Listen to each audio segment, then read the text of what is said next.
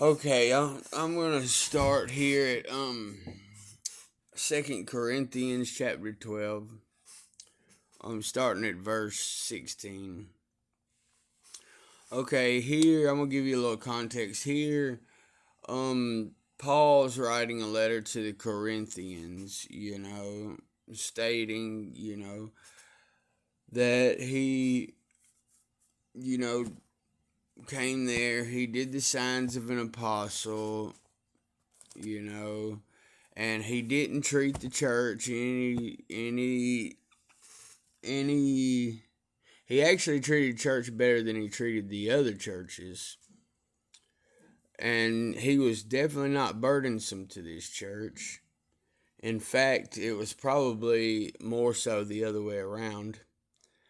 But anyways, and he keeps saying that the more he loved them, the more abundantly he loves them, the less he is loved. Pretty much they pay back evil for good, and the Lord frowns on that. Okay, so but verse 16, but be that as it may, I did not burden you. Nevertheless, being crafty, I caught you by cunning. Here, right here in this verse, Paul is being facetious. He's being a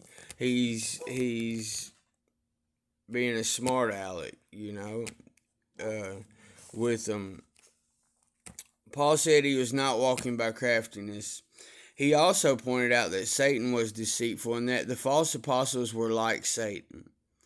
Now he sarcastically echoes his critics' charge that he was being crafty, but how did he trick them? He tricked them into not supporting him?